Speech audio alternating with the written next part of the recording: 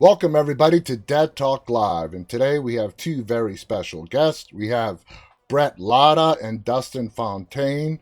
They are the main leads, director, and writers for the upcoming movie being released tomorrow, August 5th, the Andy Baker tape. Welcome to both you guys. How are you guys doing today? Thanks, John. I think we're both glad to be here. That's great. And like we were talking about before we got live, I absolutely love this film. Found footage films have become such a cliche. You don't know what you're gonna get these days, but the Andy Baker tape was a really refreshing take. We're not going to give away any spoilers, but we're going to dive right into it. And Bret, I want to start with you. A lot of people think that found footage films are extremely easy to make. I mean, just literally put a camera in front of someone's face, push record, and in 24 hours or less, you have a feature film. It can't be more the opposite than that. Tell us what inspired you to go the found footage approach with this. Yeah, I hate to disappoint people, but this was definitely a struggle to get this one done. Dustin and I have been best friends for years, and we both went to Montclair State University. We acted in tons of productions together in college, and we both went our separate ways. Dustin was working as a professional blue man. He was in Boston.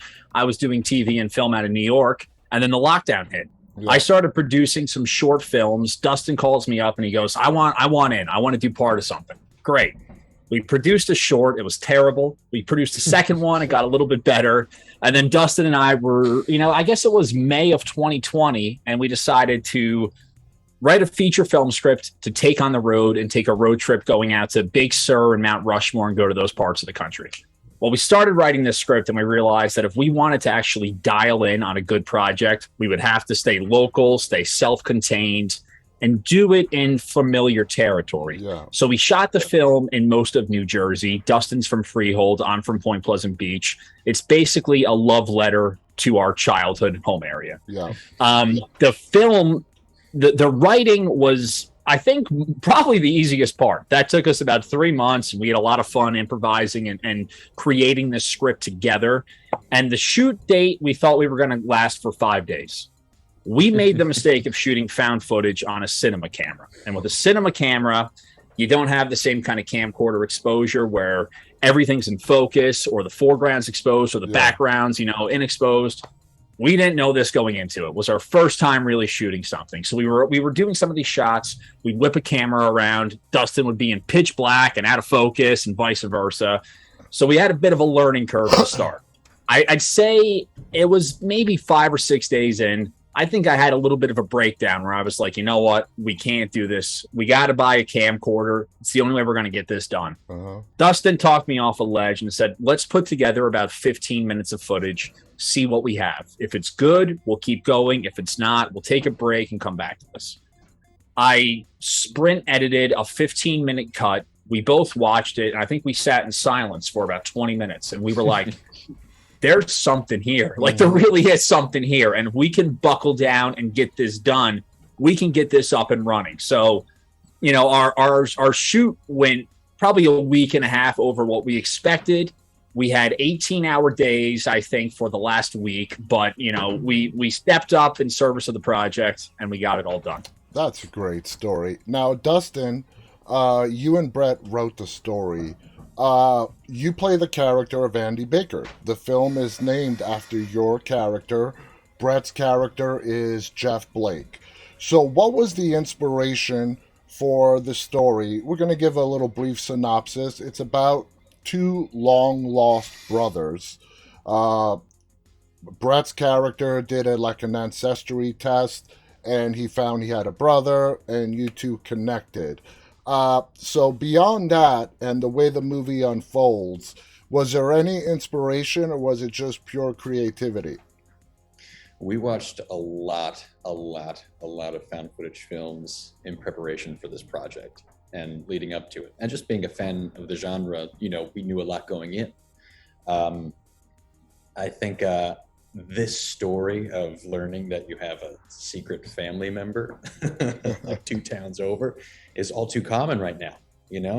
There's people that we know are encountering these. We're not going to say any names, but have encountered these sort of. It's going on. Problems. Yeah, this is happening in real life. Yeah, so we wanted something that was based in reality. That was happening now. And as far as, I think a big struggle with a lot of these found footage films is how do you justify keeping the camera rolling the entire time? And I think creating a character, when we first started writing the script, we didn't know who was going to play which character. We just started, we started writing the script, and then, Bret mentioned earlier, we did a lot of improv over the phone. As we were writing, we had this software we could, write at the same time, and it just happened that we just filled into these roles as we were improvising these scenes. So I think a big part of it was like, how do we justify keeping this camera rolling? How do we just have the best looking person on camera the entire time? and then just sort of roll from there, and things sort of evolved. We created an outline, and we were beating it out scene by scene. And you just let things fall into place. Yeah, really. I think that's what makes it work. Now, Bret, your character,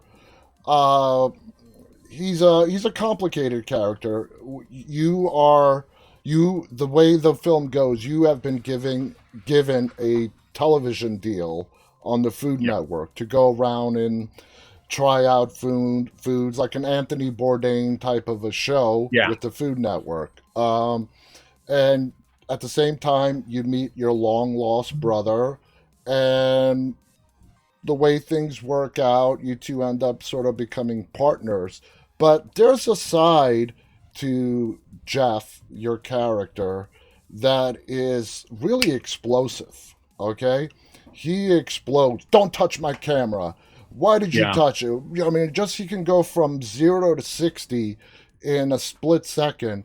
Was that intentional? Is that similar to what your personality is like in real life? How did that come about? It was very much intentional, and I'm sure some ex-girlfriends might say that was taken from my personality in real life.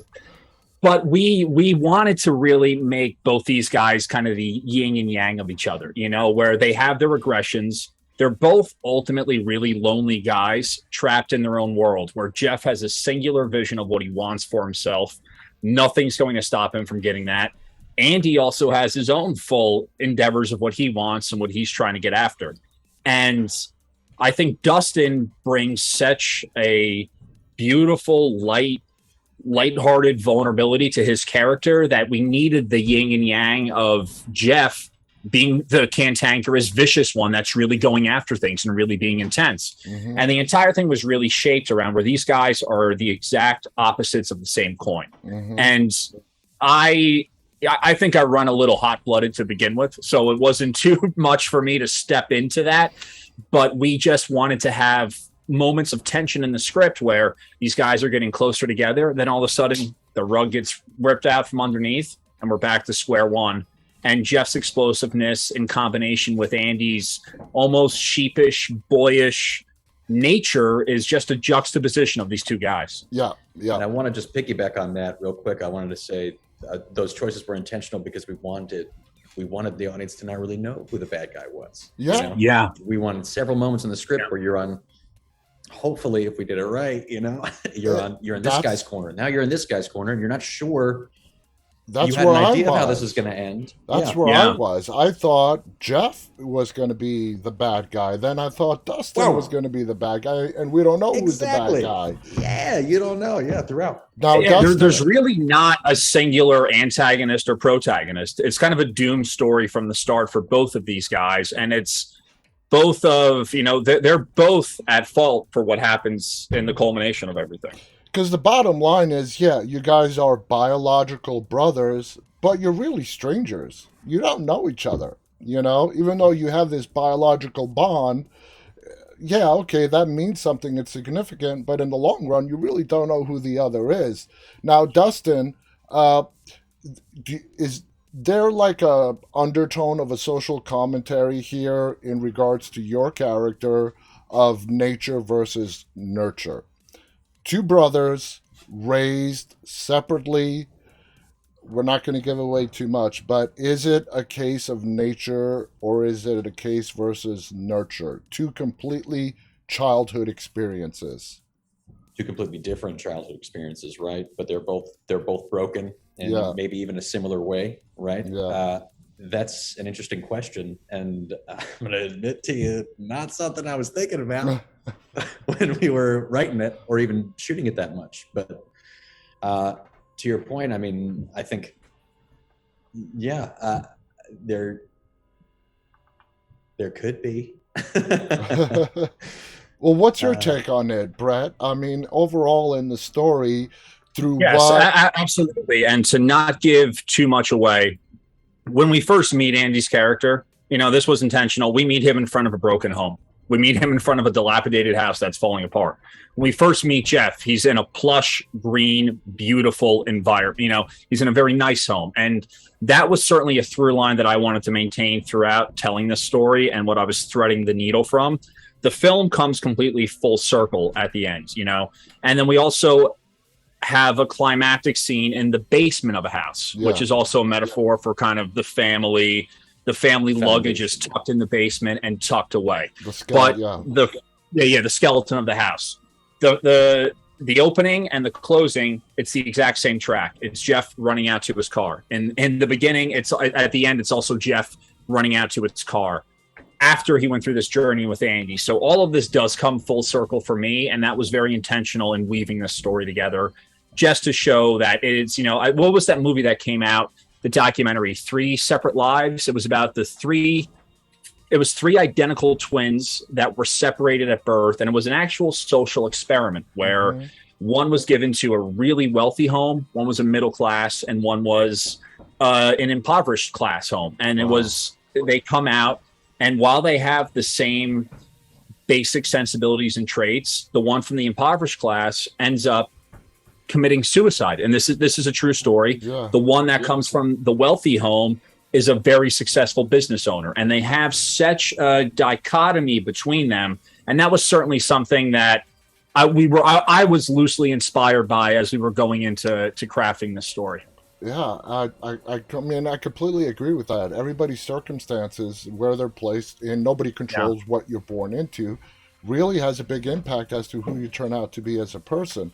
Now, Dustin, was this whole movie scripted out, or was it just an outline? We are going to place these two characters in this situation, and then you guys sort of took the dialogue from there?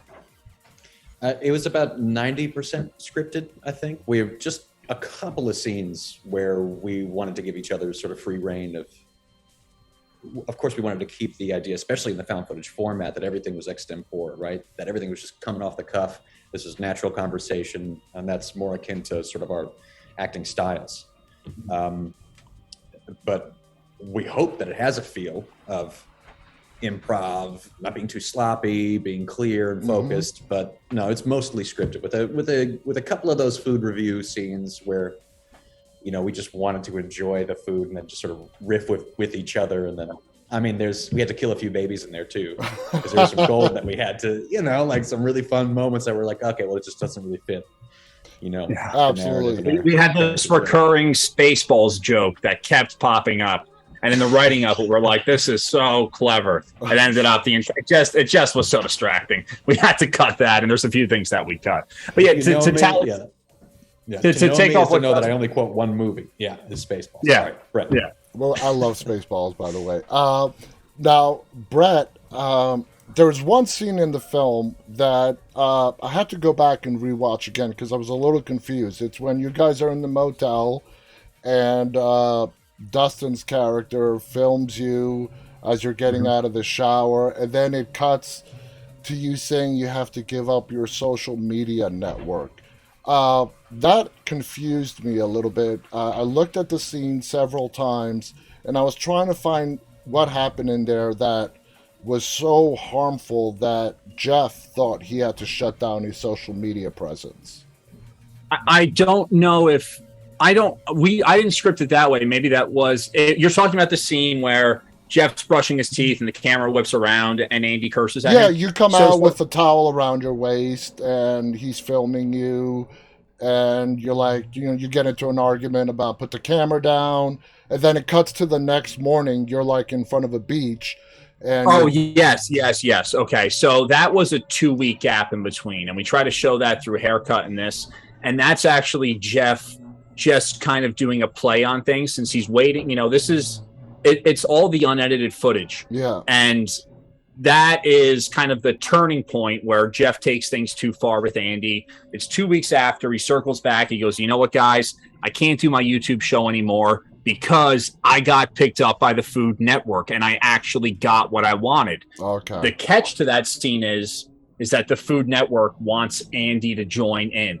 And this is after Jeff did something that made Andy want nothing to do with him. And now it's a time crunch to get Andy back involved with this project so Jeff can get his final goal. yeah, and that's again so realistic on how people love sensationalism, and more than just the average somebody being honest, being a food critic. They want to spice things up, and what's brought in by Dustin's character at that point, of course, it would be appealing to TV audiences and whatnot. Now, Dustin, going back to your character, when Andy first meets Jeff, this is not really explained, and it's not really meant to be explained. It's up to the viewer's interpretation. But what do you think, Andy? Does Andy have a plan of what's going to happen with this long-lost brother? Or does he sort of take it minute by minute, analyzing him, seeing what kind of person he is, and just deciding as things go along what exactly he is going to do? I think it's more the latter, but definitely a bit of both. There's scripted, we reveal that there are sort of previous encounters that may have prompted leaving a taste in Andy's mouth or an expectation when he meets Jeff's character. But very much I wanted to play it like, this is an opportunity for both of them to get to know each other. And if things go right, perfect. More than anything, I think both of them want to be whole. They're both lonely characters, especially Andy. He's got nobody. He's by himself. He's very little going on. And so he desperately wants that connection. He desperately wants this. And so he's rooting for this relationship in his own weird, twisted way, and is trying to make it work. Mm-hmm. But I think there's a plan. Yeah. There's a plan. He's definitely got it. If it doesn't work out, He's got a plan. He's got a plan. Yeah. Now, Bret, the movie is about 1 hour and 8 minutes long. 68 minutes. You talked about... To be exact, it's 109.25. Okay. And I know this because when we were submitting to some film festivals, some of them have a 70-minute deadline for a feature film category. And there's some that I just couldn't submit into because we didn't hit the 70-minute mark. Wow.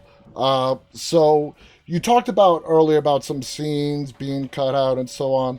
Was it your intention? Because there have been some other great horror movies, footage films in the past. Host comes to mind, which is only 54 minutes long. It's not the length of the film that determines if it's a good film or not. But was it your intention to make it, not the standard 90-minute film and do it for 1 hour and 9 minutes? Did a lot that's a great question. We went through multiple cuts of this. My first cut was an hour and 29 minutes long, and we realized that it was just too long and some of the scenes were dragging. So ultimately, I think if you set out with, I need to make this a 2-hour epic David Lean film, you're not going to get that. You have to do what's in service of the project. And what serviced us was cutting things down, making it succinct, making it flow. I didn't want the audience to wear out their excitement with being on screen with these two guys. I think the 70-minute mark is just a perfect time that you get a taste of these guys, you start to become claustrophobic, and then the rug's pulled out from underneath you, and you're left being like, oh, wait, and that just came out of shaving off anything that was extra. There was a lot of fat there that we just wanted to cut down. As Dustin said before, we were 90% scripted, and in us writing the script, we wanted succinct scenes. We wanted things that were tight. Yeah. For me, it was very important that we didn't have any extraneous dialogue or even words that seemed out of place for these two guys. I didn't want to make it look like that we were trying to have extra gloss to anything. Yeah. The story only works if you believe it, and it's two earnest guys really trying to connect and really go through this journey together. I was a little bit worried that it was going to be too short at a certain point. And I was kind of hoping to keep things around 115, 75 minutes, I feel like is kind of a good thing. Yeah. 69 minutes is a little bit on the lower side, but ultimately it serves our story and it tells the story that we need in that time. We're in and we're out. Exactly. Because, I mean, what you basically did, and every movie has this, is the 15 to 20 minutes of what I call fluff. They're not necessary to the story. And you guys took that out and just kept in all the relevant parts. And people in the industry will tell you, especially distributors, that in today's world where attention spans are growing shorter and shorter and shorter, nobody really wants to go and sit through a 2.5 hour movie anymore. It's just, it could be the greatest thing in the world, but it's just people's attention spans have really shortened. And putting everything and removing the fluff and putting it into 69 minutes, it works. It works for the Andy Baker tape. I want to thank you guys so much. Again, the movie is called The Andy Baker Tape. It is coming out tomorrow, August 5th, on the Terror Films Network. Yes, that's our first drop. And then August 12th, it is being released wide on digital and on demand. Is that correct? We'll be on most digital platforms then, and also Apple, Microsoft, Google Play, Amazon Prime, a bunch of different networks there. Then we have an August 19th drop on Kings of Horror, which I'll be also doing a talkback for that as well. So come and ask any questions. I know we just got a deal where we're picked up by Roku for next year and a lot of other stations coming in. So, we'll be on multiple platforms, and everything about the film is on either the Instagram for the film, which is the Andy Baker Tape, our Twitter account, which is also the Andy Baker Tape, and our website's theandybakertape.com, and we keep everything updated consistently. This has a chance to be like another Host, which just came out of nowhere and was like the #1 movie, I believe, in 2021. So this definitely has a chance. You guys did a fantastic job. I want to thank both of you. Director, co-writer Bret Lada, writer, actor, and Bret's also the actor too, Dustin Fontaine. Watch the movie. You're not going to regret it. It's called The Andy Baker Tape. Any final thoughts you guys want to share before we go? Thank you, John.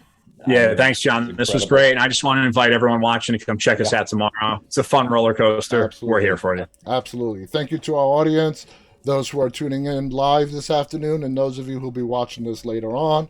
On behalf of Bret, Dustin, and myself, stay safe and stay walking. Bye, everybody. Thanks, John.